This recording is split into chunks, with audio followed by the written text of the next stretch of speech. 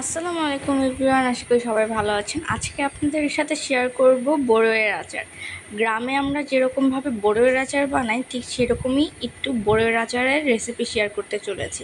দেখেন কতটা ইয়ামি হয়েছে না, আসলে খেতেও ইয়ামি হয়েছে। আমি ঢাকাতে যতবারই বানিয়েছি এটার মতো স্বাদ আমি কখনোই পাইনি। তাই আজকে মাটির চুলায় কিভাবে আমরা বড়ির আচার বানাই সেটাই আপনাদের সাথে শেয়ার করতে চলেছি। প্রথমে বড়িগুলোকে আমরা সংরক্ষণ করে রেখেছিলাম, তো এখন পানিতে ভিজিয়ে বুটা ছাড়িয়ে নিচ্ছি, ভালো করে পরিষ্কার করে নিতে হবে। যদিও এই বড়িগুলো হচ্ছে আমার ফুপু আমাকে দিয়েছে, কারণ আমি বড়ির আচার খেতে চেয়েছিলাম তাই। আর একটা পাতিলায় আমরা প্রথমে গরম পানি করে নিব, কারণ এই বড়িগুলোকে আমরা ঠিকমতো পরিষ্কার করার পরে এই গরম পানিতে আমরা বড়িগুলোকে একটু সিদ্ধ করে নিব। জাস্ট বেশিক্ষণ না, 2-1 মিনিট সিদ্ধ করে নিতে হবে। অবশ্যই কিন্তু খেয়াল রাখতে হবে পানিটা যাতে বলক ওঠে। বলক ওঠার পরে আমরা কিন্তু এই বড়িগুলোকে একসাথে পাতিলায় ঢেলে দিব। কিছুক্ষণ 2-1 মিনিট সিদ্ধ হওয়ার পরে একটা ঢাকনা দিয়ে রেখে দেব এবং তারপরে এই যে এরকমভাবে কি করব, একটা ছাঁকনির মাধ্যমে ছেঁকে নেব যাতে বড়িগুলো একটু সিদ্ধ হয়।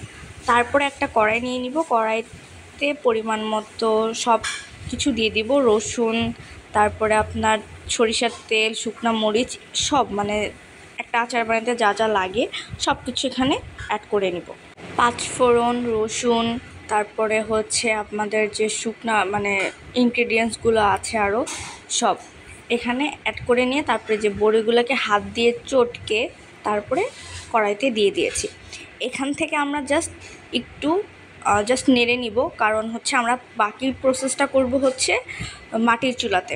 তো এই যে গুড় ঢেলে দিয়েছিলাম, গুড়ের ক্লিপটা নিতে আমি ভুলে গিয়েছি, তো এই যে মাটির চুলাতে নিয়ে এসেছি। আমরা এখন আগের প্রসেসটুক করেছি গ্যাসের চুলায়, পরের প্রসেসটুক করতেছি জাস্ট জাল দিতেছি আমরা মাটির চুলাতে, কারণ মাটির চুলাতে খাবারগুলোর টেস্ট অন্যরকম। আর হচ্ছে এই আচারটা খেতে এত মজা হয়েছে বলার বাইরে। আর এটার মধ্যে লাস্টে আমরা কি করব, 5 ফোড়ন, তারপরে জিরা, আর হচ্ছে শুকনো ইনগ্রেডিয়েন্ট মানে যে আমরা বলি না এলাচি, দারচিনি, এগুলোকে ভালো করে একটু তেলে গুঁড়া করে তারপরে এখানে উপর দিয়ে মিশিয়ে নিব। তাহলে অনেক দিন ভালো মতো সংরক্ষণ করে আপনারা খেতে পারবেন।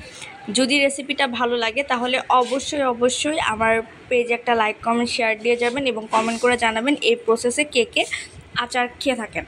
যারা এইভাবে আচার বানিয়ে থাকেন অবশ্যই কমেন্ট করবেন। আল্লাহ হাফেজ।